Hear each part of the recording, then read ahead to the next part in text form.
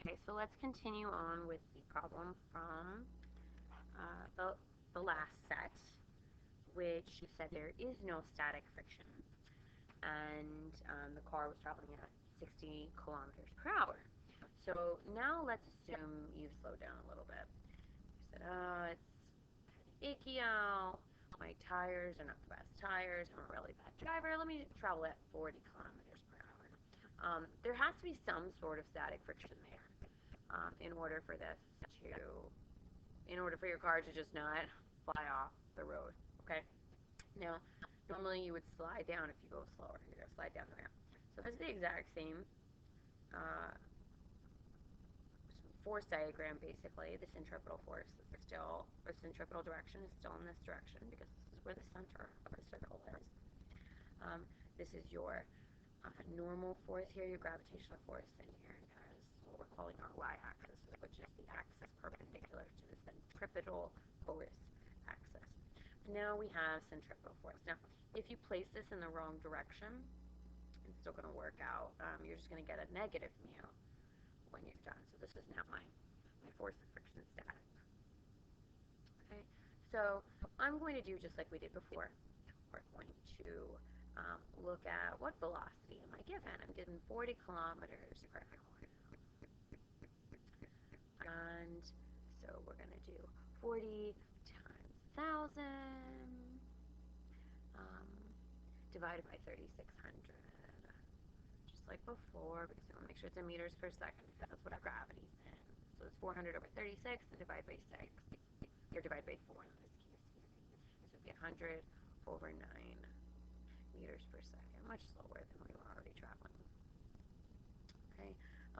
In this case, we now know theta. Again, we still don't need the math, but the angle is 8.05986 degrees.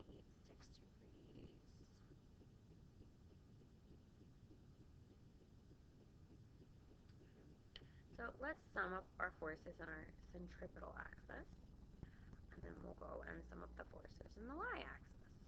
Now, keep in mind, we have some additional forces here now. So we have one additional force, so it's just going to throw everything through. Okay, so I'm actually going to mark where my angles are. Right? So this one's not theta. This one's theta. They're alternate interior angles. This one's not theta, but this one is theta. Which means this isn't theta, but this is. And these are actually vertical angles, so they should be congruent. So let's keep that in mind. We have two forces now in our centripetal direction. Okay. We're going to have the force of friction static, and we're going to have the normal force.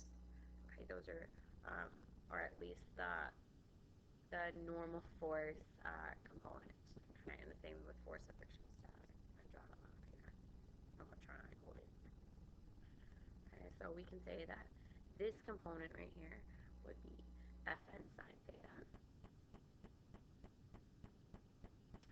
and that this component right here would be the force of friction static times cosine theta. And of course, we do know that the force of friction static is simply the normal force times mu times, in this case, cosine theta for this component. Okay, so let's write out those. I'm actually going to write them down here.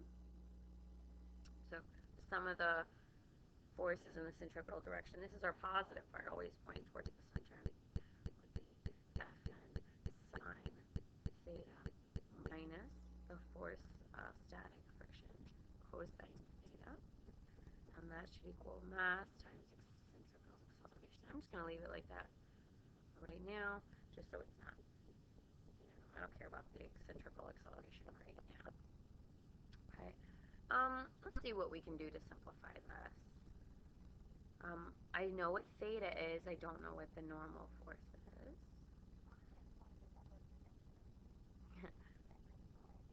My phone is talking to me, sorry. So this would be static friction times the normal force, cosine theta, and this won't change. So notice we could factor out that normal force. I don't know if it's going to help us, but it lets us see, if I don't know the normal force, and what I'm trying to find here is mu. And maybe, just maybe, it'll help me get some. Just maybe. Can't make any promises. And it didn't get me anywhere immediately. But let's sum up the forces in the y direction now. Maybe we should get something similar. Maybe we will. Alright, we have 3 forces in the y direction now.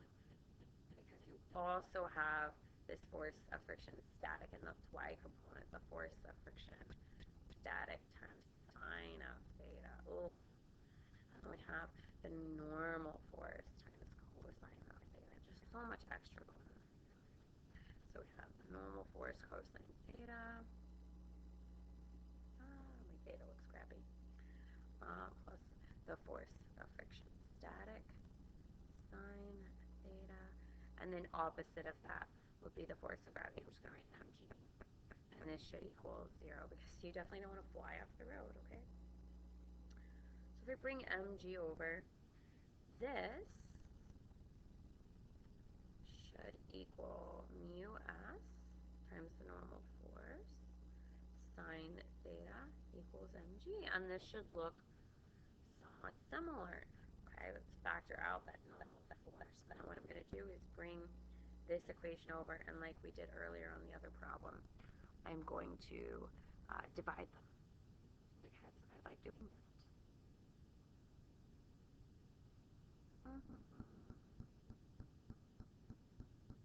My theta's are looking extra curly.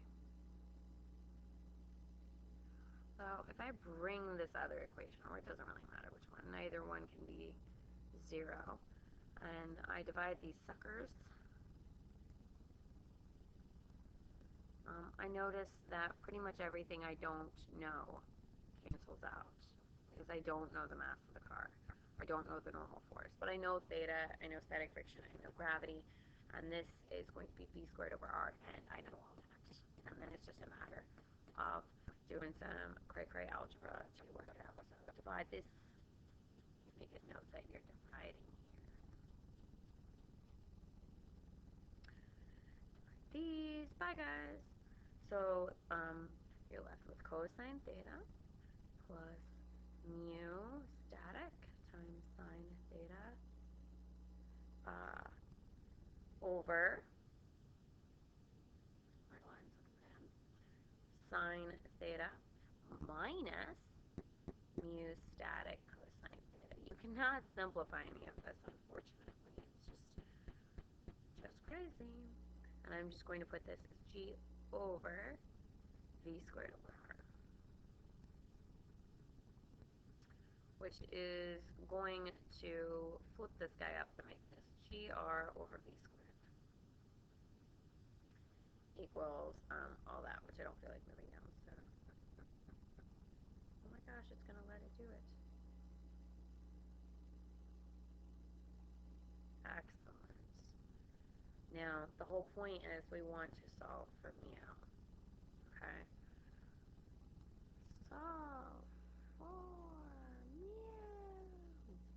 So we're going to, the step, the approach that I'm going to take is to cross multiply and then set the two equations equal to each other. So distribute the v squared across as you multiply. So v squared cosine theta plus, I will always leave my mu s out front. Remind me that's what I'm trying to find. Mu s v squared sine theta equals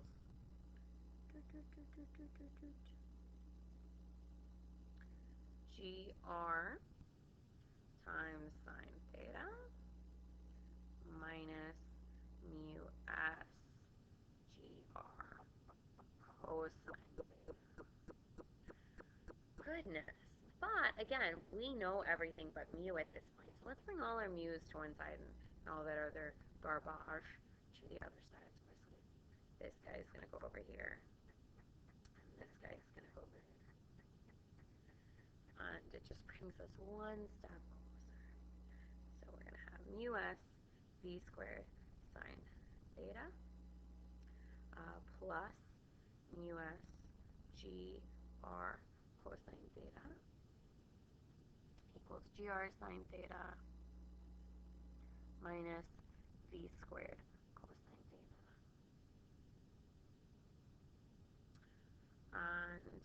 trick that you should have picked up along the way is factor out the mu s and then divide by what we had left over, which is going to be v squared sine theta plus gr cosine theta. So let me just do that step real quick.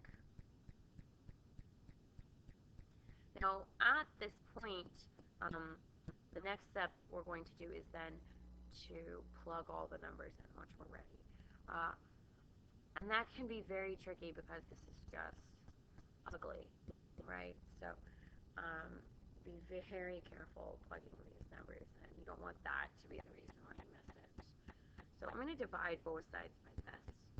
So in the numerator, I have g times r sine theta. So gravity times the radius times the sine of the angle minus the speed that you're traveling squared cosine theta, which in this case, the speed that you're traveling is 40 kilometers per hour. So that's whatever that number was, 100 over 9 meters per second.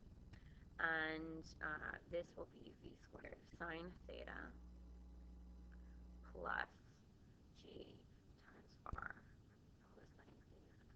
And so what do I know? Theta is 8.05986.